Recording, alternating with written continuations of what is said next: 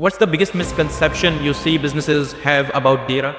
Undermining the importance of the right architecture. Clients who want to jump the bandwagon of AI or predictive and prescriptive analytics without having the right foundation. Can you share a moment where one expected data insight completely changed the direction of one of your clients? So we wrote like a very comprehensive SEM cost analysis module where we would then navigate in terms of their contracts, where were the listings being utilized, what proportion of listings were being utilized for what area, and then perform like a real-time cost to benefit analysis kind of a comparison. That helped really put things into perspective as opposed to just saying, oh, we're spending 6 million on just generating traffic for the whole of Texas. When a brand comes to you with data scattered across 10 different tools and different systems, what's your first move to build that rock solid foundation that actually grows with them? I can't stress enough upon the importance of architecting a semantic layer, which turns all of this raw information that you're getting from, say, ads, insights, actions from Meta or Google Analytics API, and then Shopify's backend as well. How do you modularly structure that in a way that it is ready for business to take decisions on? How do you turn those invisible visitors' journey into a clear roadmap? When you spot customers getting ready to ghost a brand, what are the 3 warning signs you look for?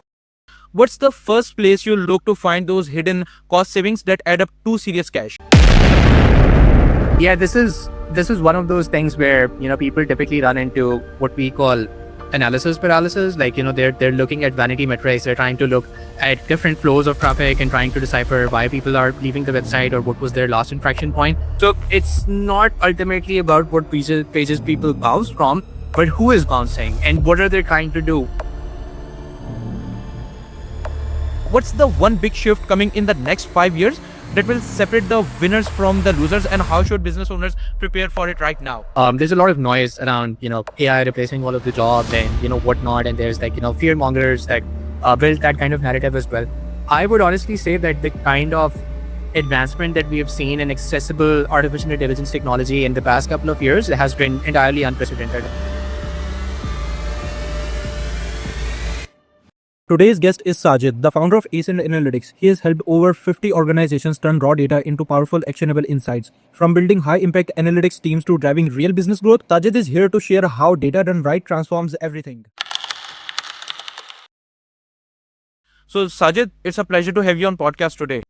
Likewise, Hassan. Thank you so much. So basically, I was going through your social media profiles and I saw you have worked with over 50 organizations across different industries, from finance to healthcare.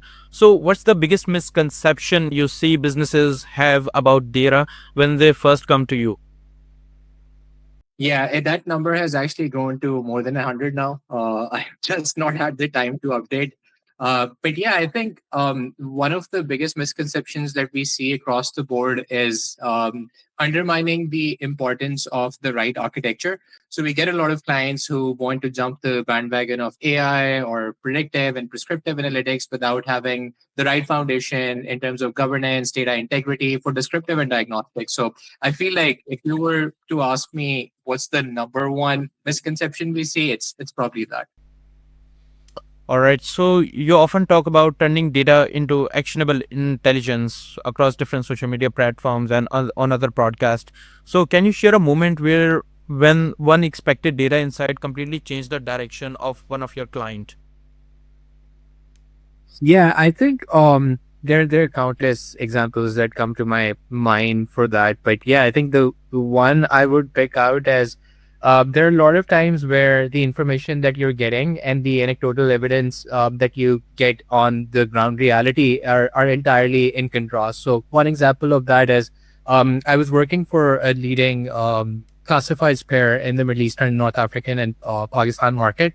And then, leading their BI division, we performed this analysis where we were looking at the concatenated cost of everything that we spent with Google to track different keywords, and those keywords would then constitute towards traffic for certain areas. We did an analysis of where that traffic would navigate to, and then also in terms of their revenue, how would revenue potentially get attributed to those areas. So one example of that is, say you have different listings for different areas, and then you have property for rent in Chicago, property for sale in Chicago, property for rent in Austin, so on and so forth, right? So all of these are either a derivative of broader keywords or very specific keywords that yield that traffic that then navigates to those areas. So from a Google perspective, like, pulling that information from Google Analytics was really easy. We had custom dimensions that we were passing on to Google through the data layer. So it was easy to navigate, like, this is the listing ID, and this listing ID belongs to category ID XYZ, and that category ID belongs to this particular area.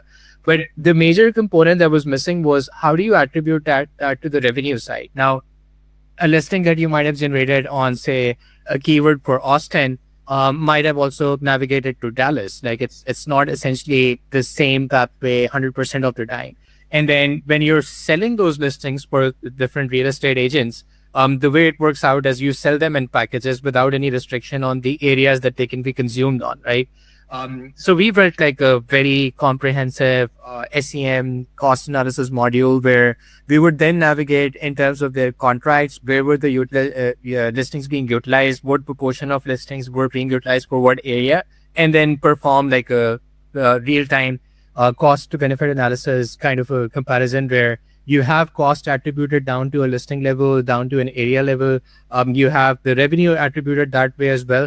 And that helped really put things into perspective, as opposed to just saying, oh, we're spending, 6 million on just generating traffic for the whole of Texas. And, our revenue numbers don't tie up with that. Instead, it got down to the level of actually seeing what that revenue number was down to a subcategory or a sub area or a city, and then also seeing, like, what kind of cost was incurred to generate that traffic. So really put things into perspective, change the way the organization thought about spending on digital mediums and what keywords to focus on. So I feel like that is one of the examples where we could be really contributed to that front. So I have basically come through that at your company as Ascent Analytics, where exceeding expectations is basically the norm of your company. So what did it take to instill that mindset in your team, and how do you keep it alive?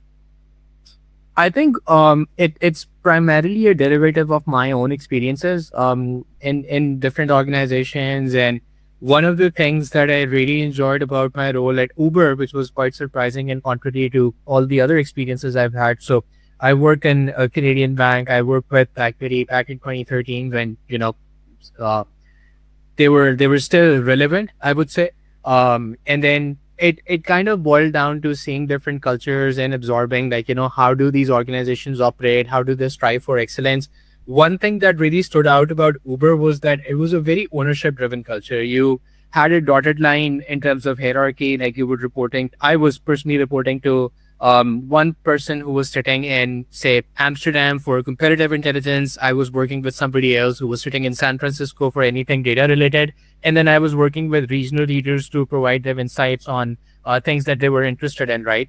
And my manager in the first month that I had there, he kind of sat me down and told me that, look, we work on a very high level KPI. So, like, you pick up one hero KPI that you feel like in this business year, that's the number one outcome you want to change. And that could very well be that, you want to improve rider retention in the MENA region, right? And I want to improve that by 2 to 3%. Now, in order to do that, you're going to have to work with the marketplace incentives team. You're going to have to work at figuring out how different playbooks and different markets panned out, what kind of descriptive and prescriptive models they were using, how did they map out seasonality, like, in terms of rider behavior fluctuations, what kind of proactive re-engagement strategies did they have in place. So it really kind of exposed me to a culture where even if nobody's keeping an eye on you, your manager isn't even in the same, say, premises, or, like, even in the same country, right? How do you still operate and strive for excellence and then deliver that kind of output as well? So that's one thing I took to heart. And when I decided to start Ascend, the first thing that came to my mind was that, it has to be a very ownership driven culture. We're not going to incorporate 9 to 5 strict timings. It's like, if the output is there, I don't care if you work from El Resort or, like, if you work from your home, like, as long as the output is there. And we're very, very clear about the kind of accountability that we want to ensure. And then similarly, when you inculcate that culture of accountability and ownership, a byproduct of that is that you can put up client success or customer success as that measure of accountability as well. How well do you feel you have handled the problem that the client was trying to solve? And it doesn't mean that, hey, I've done my part, I built up the data foundation, I built up the report. It's up to them to kind of execute on top of it. You have to make sure that you're looping in the right stakeholders, you're delivering the right kind of intelligence, and then reiterating on that so that you can actually push for business outcomes that matter to them. I feel like that's been a learning, and we're still evolving. I, as a leader, am evolving on a daily basis as well. You learn from your experiences, you see what things are working out, and you continue doubling down on them.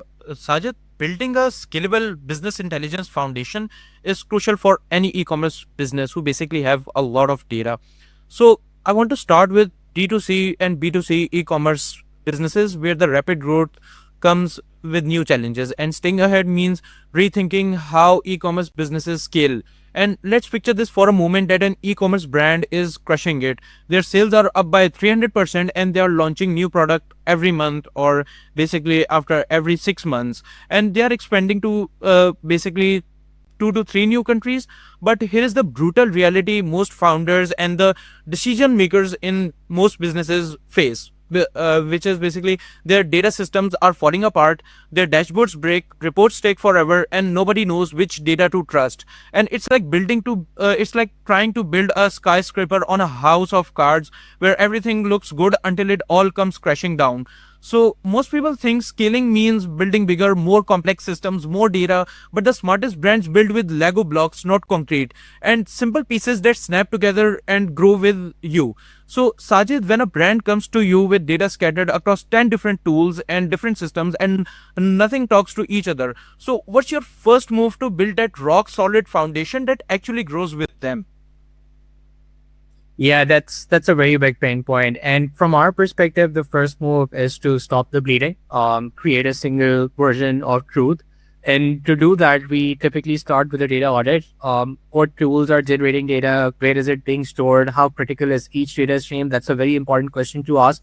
And then we prioritize. So we typically ingest the highest value sources, think Shopify, Klaviyo, Google Analytics for Meta Ads, TikTok, into a centralized cloud data warehouse, and then we architect a semantic layer. Now, I can't stress enough upon the importance of architecting a semantic layer, which turns all of this raw information that you're getting from, say, ads, insights, actions on from Meta or Google Analytics API, and then Shopify's backend as well. How do you modularly structure that in a way that it is ready for business to take decisions on? And then a business friendly model of your data that scales is constitutes as the right foundation, right? So that is what allows marketing, ops, and finance to all read the same numbers and trust them. So when the orchestration is happening from a singular source of truth, downstream impact is the same as well. Instead of allowing them to access the base tables that are coming in from these sources, if you draw a semantic layer, expose those objects, architect them in a way in which there are very clear dimension and fact tables, right? So to speak. And then from there on, we build dashboards and set up pipelines that are resilient, modular, version controlled. It's about building for the questions the business hasn't asked yet, but will. So we start with the universal scope like that, but then we're very particular about the kind of information that's going to flow in for different components, different analyses, and then aggregating those measures in a way that, anybody who has a basic sense of querying can self-serve when it comes to analytics as well. So I feel like the way we solve that problem is to stop the bleeding and then focus more on architecting it the right way, so that the priorities are aligned with the business outcomes they want to derive. So moving on, every day thousands of people visit e-commerce stores websites, they click around, add stuff to their carts, and basically browse more products, and e-commerce brands are getting traffic and they are seeing engagement. But here is what's actually happening: like 70% of those visitors are vanishing into thin air. They appear for a moment and then disappear without a trace, and e-commerce businesses have no idea why they left or where they got confused. And most business owners stare at Google Analytics, seeing page views and bounce rates, but those numbers don't pay their bills. What if they could actually watch each visitor's journey like a movie, seeing exactly where they get stuck, frustrated, or excited? So how do you turn those invisible visitors' journey into a clear roadmap that shows exactly why people buy from some pages but run away from others? Yeah, this is one of those things where people typically run into what we call analysis paralysis. Like they're looking at vanity metrics, they're trying to look at different flows of traffic and trying to decipher why people are leaving the website or what was their last infraction point. For us, it typically starts with tagging and session tracking, right? Like, basic tools. There are a number of them out there, like, Hotjar is there.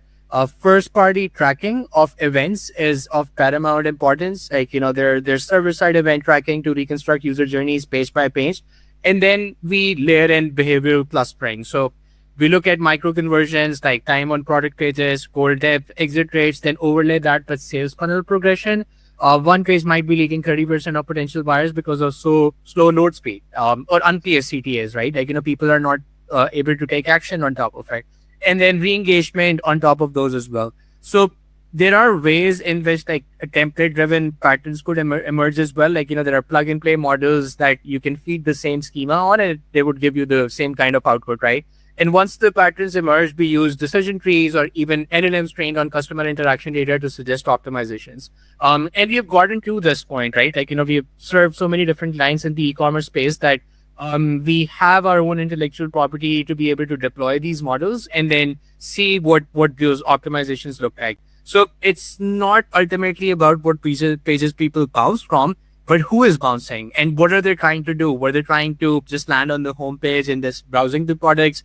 Did they go to a page depth level where they were, looking at product pages? Was that tied in with their source of acquisition or the ads that they got exposed to? So there are a lot of different information points, but I feel like once you layer in behavioral clustering based on heat maps that you generate, and I've worked with clients who had people dedicated to just looking at every live interaction as well, or to do an audit or like do a random sampling of user journeys to see what is the pitfall when it comes to conversion ratios.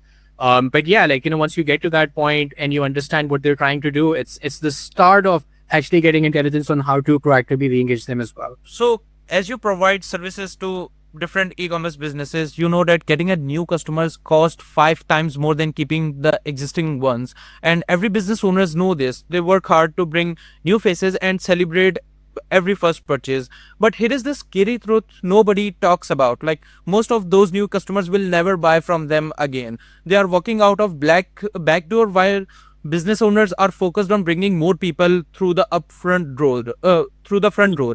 Like, it's like filling a bucket with a massive hole in the bottom. So, but what if they had a crystal ball that could predict which customers are about to leave before they actually do? And what if they could group their customers and see exactly who is worth fighting for? So, Sajid, when you spot customers getting ready to ghost a brand, what are the 3 warning signs you look for in data, and what's your playbook for winning them back before they are gone forever? Yeah, I mean, there's this math that is very crude back of the envelope analysis, if you may. But it says like, if you were able to retain 5% more customer month over month, like each month you're retaining 5% more customers, the revenue impact of that, like, is 1.05 raised to power of 12 multiplied by your base revenue, right? So turns out to be about an 80% increment, right? So one of the things that you have to consider is that by the time you notice somebody has left, it's already too late to bring them back, right? So the three big red flags that we potentially look for are: one, drop in engagement, email open, click through, site visits based on their own unique identified pattern, right? Like, somebody could be an occasional buyer but high value. Somebody could be an infrequent buyer but like, very low value. Somebody is very frequent in terms of visits in their orders, but the order value is not that high. So we classify them based on the well-known ERFM model, right? Like, and then we tie an engagement with that. So we look at drop in engagement. We look at increased return rates or customer service tickets. They are a very good predictor of churn, and most people don't even include them in churn prediction models, right? And then there's cohort level lifetime value of flatlines early. So if you look at that ERFM model and then you generate a time series over it, you'll be able to see that either there's a poor product market fit or repeat incentive for them to come back to the platform and continue buying, or there's any other attributable reason that constitutes their value not increasing over an increase in time, right? So our playbook is model based. We score customers using a churn probability model and then activate segmented win back campaigns. So think dynamic email and SMS with tailored offers, looking at their lifetime value. We curate like very, very personalized offer in terms of what they're interested in, what have they been browsing, and what would bring them back to the platform or help them have more engagement onto the platform itself. So for higher value cohorts, we test loyalty in sectors like early access or VIP tiers. The key is action within the first 30 to 60-day window. And then, it depends on whether your e-commerce is an acquisition focused business or is it a loyalty focused business. In both cases, the strategies are different, but the essence of tracking those numbers is the same. And, the strategies are more or less in line with each other. Let's imagine that there is an e-commerce business whose biggest competitor just slashed their prices by 30%, 20%, or maybe 35%, and they launched a new product that is flying off the shelves, and they are running ads everywhere with messaging that sounds exactly like the other e-commerce businesses, basically their competitor. But the business only finds out 3 weeks later that when a customer asks why they are so expensive now. And in e-commerce, information is power. Being in last to know what your competitors are doing is like bringing a knife to gunfight, and you are always playing defense instead of offense. The old ways is manually checking competitors' website and hoping you catch changes, and that's like using a horse and buggy on the highway. But what if you had a robot spy that watched your competitors 24/7 and alerted you the second they made a move? So how do you build an automated system based on an e-commerce business data that keeps the tabs on the customers without drowning business owners in useless alerts they will just ignore? Yeah, I think it's in this particular instance, it's all about context and thresholds, right? Like you also have to justify the kind of spend that you're doing for comparative intelligence. You don't want to drown in a number of different tools, and then you have tabs on competitors, but then it takes away the focus from the core aspect of building the right foundation and the right product market fit for your customers to keep coming in, right? Like if the quality of the product is not good enough, no amount of competitive intelligence is going to actually get you recurring customers, right?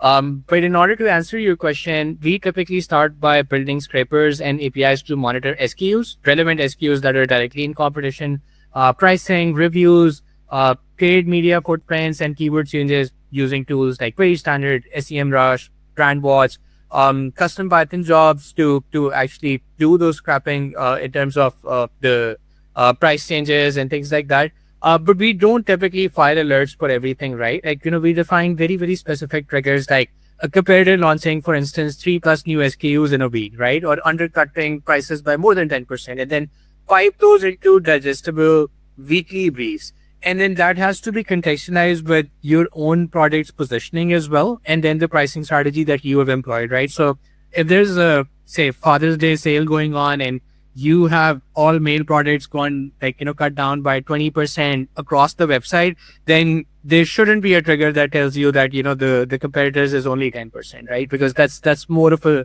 strategic composition of what you want to position. And then in events like that, you have contextual intelligence that tells you that typical threshold is set around 10%, but because of Black Friday or Father's Day or any such thing, we've increased that threshold. We then map it to business impact. So here's how this ad change affected their rank and your share. Relevance is the filter and narrative is the delivery. That's the motto that we go with. But yeah, without that context, I feel like you're kind of shooting in the dark, or you're trying to acquire too much information that might not end with any actionable intelligence. Sajid, you and I know very well that running a business is hard, but running an e-commerce business means juggling a lot of moving parts: inventory, warehouses, shipping trucks, delivery partners, and every step costs money and takes time. But here is what most business owners don't realize: their operations are bleeding money in places they can't even see. They are either drowning in too much inventory or running out of best sellers. Their shipping partners are slow, but they don't know which ones. It's like driving a car with a blindfold on them. But what if they could see inside every part of their operation with X-ray vision, from the moment a product enters their warehouse to when it lands on customer doorstep? Every step is visible, measurable, and optimizable to them. And so when you are helping a client to stop the money bleeding in their operations, what's the first place you look to find those hidden cost savings that add up to serious cash? Yeah, that's a good question. So I think this is where holistic visibility becomes imperative, right? We often see that most tools or aggregators that allow you to build like integrated analytics, like there are tools like Supermetrics, very popular for e-commerce platforms, They has all of the plugins, can pull data from Shopify, from Facebook, Google, TikTok, Snapchat, you name it, right? But what it doesn't have is the contextual understanding of financial and operational data as well. So we typically start by looking at all of the data sources, be it operations, financial, like anything that the organization is doing to run their business, including all of their digital sources as well.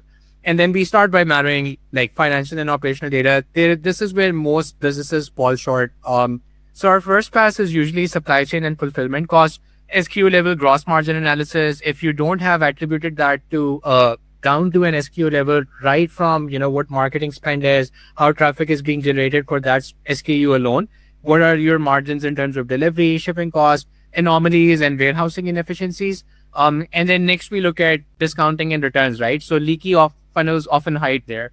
Lastly, we evaluate tech and ad spend. Are we paying for tools with overlapping functionality?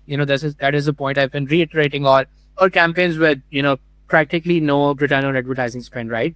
We recently helped a client save about $500,000 annually, but just surfacing fulfillment zone inefficiencies and renegotiating third-party logistics terms. And it all started with that analysis of what's your SKU level gross margin, right? And for products that are heavier, you're not going by the standard vendor, and you have a different partner for that. And then that partner actually charges you by zone, like number of zones that they have to travel across. And because of those fulfillment zone inefficiencies, and a big concern over the contract that they had, it was a leaky funnel that nobody had realized at that point in time. But I feel like holistic visibility across the board, and then segmenting the information from why am I looking at this piece of data? Does it tie into both financial and operational metrics? Does it give me the entire narrative of how my product is being manufactured? How is it flowing? How is the customer coming? So each one of those interaction points usually has something that you can optimize. Moving on, marketing is the core of any e-commerce business or any kind of business, and no business can survive without it. Let's say an e-commerce brand is spending $100,000 a month on ads across Facebook, Google, TikTok, and influencers, and their sales are growing and campaigns look good in dashboard. But here is the $1 million question that keeps marketer awake at night. Which of these channels is actually working? Most attribution models just give credit to the last click before purchase. That's like giving the touchdown credit only to the player who crossed the goal line, while ignoring the entire team that moved the ball down the field. But the truth is, their marketing channels work together in invisible ways. That Facebook ad might not get the final click, but it plants the seeds. That Google search happens because they remembered the brand from TikTok or Snapchat or Instagram. So Sajid, when a business owner is confused about which marketing approach gives them the real truth about their ad spend, how do you help them cut through the noise and find out what's actually driving sales for their e-commerce brand? Yes, so I think an important nuance to understand here is that marketing mix modeling, or MMM, is basically a top-down statistical method, right? And then in contrast to that, incrementality testing is bottom-up and experiment-driven. So if you're setting up like very, very specific experiments on, using one source, seeing like, what the impact is incrementally, 3 months down the line, 30 days down the line, and then also running those experimentations cross-platform as well. Not focusing that much on nailing down attribution. I know people who have spent more than $200,000-$300,000 on just nailing down, the correct pathway for attribution and multi-touch attribution as well. But if you're running experiments and then doing them in a way that, produces statistically significant results, and then tells you what your baseline could have been if you had not done this action, and what's the baseline increment that would have come organically as well, as opposed to baseline incrementality that you have brought forth with your marketing efforts, right? So I typically tell clients, if you want precision and can run clean experiments, 100% of the time go for incrementality testing, right? If you need directional insights across a broad portfolio, then, marketing mix modeling is your friend. We typically blend both. So we use MMM to allocate top level budgets quarterly, and then incrementality testing to refine at the campaign level or a platform level, going forward in a very iterative manner, right? So most importantly, we make sure that this stock chasing attribution perfection. I feel like at one point it's important to understand that, but beyond a certain point, it becomes a vanity metric, right? And then focus on the clarity of lift, not just the click path. So if you are looking at first click happened on this platform, second this, more so aligned on what was the lift that came forth from a marketing activity that you're done, and then how do you reestablish that lift and make it sustainable enough, and then with the right mix you approach that. And I feel like the correct pathway to go there is bottom up, and then very experiment driven of sorts. Sajid, whether it's you, me, or any business leader, we all want to see our data on dashboard that show what's happening in the business. But here is what's actually happens with the most data analytics dashboards. They become digital wallpaper, pretty charts that everyone looks but nobody acts on. It's like having a speedometer that shows you are going 100 miles per hour but does not tell you if you are heading towards a cliff or a finish line. The secret is not showing more data, it's showing the right data in a way that makes someone immediately know what to do next. And a great dashboard should answer one question: is my business healthy and what should I do about it? So, when you're building a dashboard for a CEO or chief marketing officer or any decision maker in the company, so who has to check their business health, what's your process for picking only the data that actually matter and making them impossible to ignore? Yeah, I think the answer lies in the distinction between the word dashboard as opposed to a comprehensive report, right? Like dashboards aren't really meant to get into that level of granularity where you have detailed data. And then I see a lot of people, a lot of organizations using modern BI tools to just like get dumps of data sets that make sense to them, right? The way I was taught to build different dashboards, and the feedback I received very early on in my career was that if it takes me more than 7 to 10 seconds to land on an insight, then you have not done it right. And that's like the kind of the North Star that I try and teach my team as well. So we typically ask, what are the three questions the person who's going to consume this dashboard needs answered on a daily basis to sleep well at night. And then, if you talk about executives, those questions are typically revenue, cash position, customer growth, or retention, right? So we build what we call focus blocks, bold, no fluff, tiles at the top with directional arrows. Is it going up day over day, week over week? Is it going down? Very basic stuff, right? Then we tier the dashboard. So tier one is the KPI summary, things that are going well, where do you stand? Tier two is then drivers and contributors. If there was a green arrow, what contributed to that green arrow, right? If it was a red arrow, then what was the contributor to that reduction, right? And then tier three is diagnostics if time allows, right? So if you're not satisfied with the first two things that you have gone through, you've done the descriptive part of the analysis, you've seen the numbers, you've seen what's working well, what's not working well. Now you go down to the diagnostics and try to dig deeper. Then that, the hyperlinks that we have and navigation that we build within the report lands you into more comprehensive, say, if you're trying to look at retention, you might want a cohorted version of retention, right? Like, what does it look like for customers that were acquired 30 days ago, 60 days ago, 90 days ago? And if you've seen month over month retention number gone down, you want to cohort it and see like, which cohort is responsible for this. And then is there any alignment with service tickets that were created, returns that had a spike in the numbers or anything along those lines, right? So built on top of this, we also ensure that alerting is built in, push summaries weekly via Slack or email. The dashboard shouldn't be a report. It should actually be a control panel. And then we make sure that there's no excuse for not having exposure to that insight. So, set up alerts, etc. on top as well. And then nowadays it's more about, just setting up agentic frameworks as well, so that anything that a human can miss can be proactively taken care of by an agent too. But we'll speak a little bit more about that later down the line. Let's talk about service businesses. As an entrepreneur, most service businesses run on gut feelings and hope. They say, I think this client is happy. I believe we are profitable on this project. I hope our team is productive. But the harsh reality is, I hope this is not the business strategy of any entrepreneur watching this. Gut feelings don't pay bills. The companies that consistently win measure everything like client satisfaction, project profitability, team productivity. They turn feelings into facts and guesses into guarantees. And But you can't just buy analytics software and expect magic. It's like buying a gym membership and expecting to get fit without working out. And the real challenge is getting every team member to think like an owner and hunt for insights, not just follow orders from your boss or from the founder of a company. So Sajid, you have built ascent analytics into a data obsessed machine where, as I said earlier, exceeding expectations is normal, and especially for you. What's your secret for making every person on your team think and act like they own the client's success?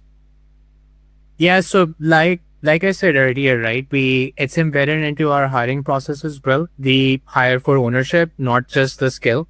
And then every analyst or like data engineer or a data scientist that we place on the project, 100% of the time should have kind context, not just cast. Like, it's not going to be that you have to go through these 10 data pipelines without understanding the context of why they need to happen.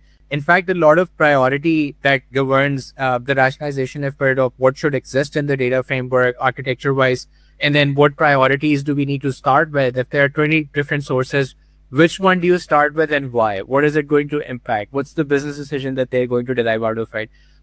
So that context is super important. And then we integrate a culture where every analyst needs to either have that context or like, yearn to or strive to build that context as fast as possible, right? We also use feedback loops by default. Analysts present work in client stand-ups, not just like, through our project managers. We reward outcomes over output. So, if a pipeline solves a major problem, if a dashboard gets adoption and drives a pricing change that improves margin, that analyst gets visibility both in front of the client and internally as well. There's recognition that, your context and your ability to understand the deeper problem actually help you solve that. So like, job well done. Internally, our motto is that, um, your client's anxiety is your job security, right? Like, as long as you're striving to remove that, it's something that, drives proactive thinking and guide follow through process as well, making sure all ends are tied, making sure data is validated, making sure they're getting what they want. And I feel like that from the word go, establishing that kind of culture has helped us. I wouldn't say that, we have completely nailed this. We're still in the process. We're still a very small organization, but yeah, we're taking a step in the right direction. Every data consultant talks about driving results and delivering value, fancy presentations, impressive dashboards and reports, lots of charts and graph.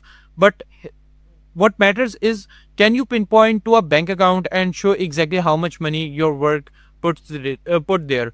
And can you trace a direct line from data insights you provided to real dollars in your client's pocket? The difference between good data consultants and great ones isn't the size of their presentations, it's the size of their impact on the bottom line. And real results are not just pretty charts, they are about turning confusions into clarity and insights into actual cash. So Sajid, walk me through your one client transformation that where you can show the exact dollar impact, and what was broken when they came to you, and what specific money results did they see after working with your team. Yeah, I can think of multiple examples for that, but the one I would go with was a mid-sized DTC apparel brand came to us with practically zero customer segmentation, right? Like, they were all their campaigns were basically batch and blast, SMS as well as like, ads without any consideration to segmentation or loyalty or like, creating different thresholds or RFM modules. They were struggling with under 3% conversion. We ingested their Shopify, Klaviyo, and GA data, built RFM segments, and created a churn risk model. We helped them tailor life cycle campaigns, abandoned cart, post-purchase, VIP loyalty with personalization down to product affinity. And product affinity was one of those areas where we spent a lot of time figuring that out and then establishing the baseline metrics for that. In terms of the result, like, their email campaigns increased, their impact by about 30%. The lifetime value of the top quartile cohort rose about 2.5 times over a period of 6 months. And then the revenue impact was round about, it was a mid-sized brand. So the revenue impact was round about $350,000 that we could trace right down to the efforts that we did. So to us, that was not just analytics, it was basically leverage. based on doing things the way they should be done. I remember when having a website was considered a high tech, and now every business has one website. The same thing is happening with data analytics right now. But the scary part is, while e-commerce businesses are still figuring out their current analytics setup, their smartest competitors are already testing next generation tools, real time data streams, AI powered predictions, edge computing. It's like bringing a calculator to a computer lab. What seems cutting edge today will be table stakes tomorrow. The question is not whether these new technologies will change e-commerce; it's whether they will be ready when they do, or if they will be left behind, wondering what happened. So, Sajid, you have seen massive changes in analytics over the past decade. So, what's the one big shift coming in the next 5 years that will separate the winners from the losers, and how should business owners prepare for it right now? Yeah, I think it's important to separate the noise from the actual objectives that you want to achieve as well. There's a lot of noise around AI replacing all of the jobs and whatnot, and there's like fear mongers that build that kind of narrative as well.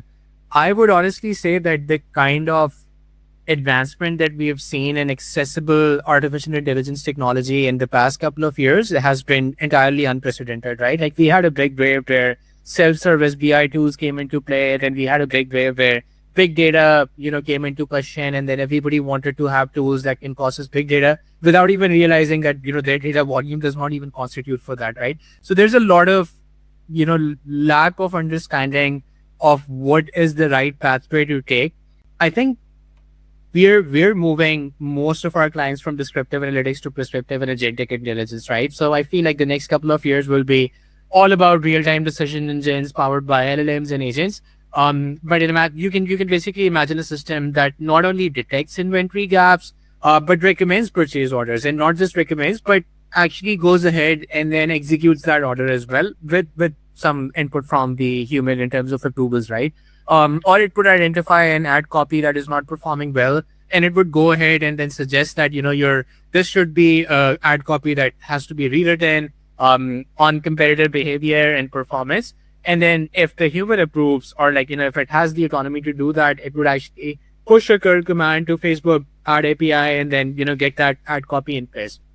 So I feel like all of this is super cool, and things that would turn into table stakes, as you mentioned.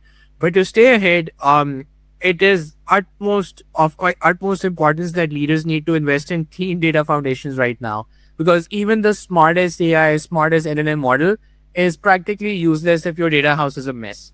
The businesses that win will be the ones that treat analytics not as reporting, but as a co-pilot for growth, and then also invest in the data foundations with that vision in mind that, if I expose 10 different fields to an AI model that are all dates, how does it know which one to go with, right? So without that contextual understanding, without that semantic abstraction, without that annotation, boring things that data people have to do, right?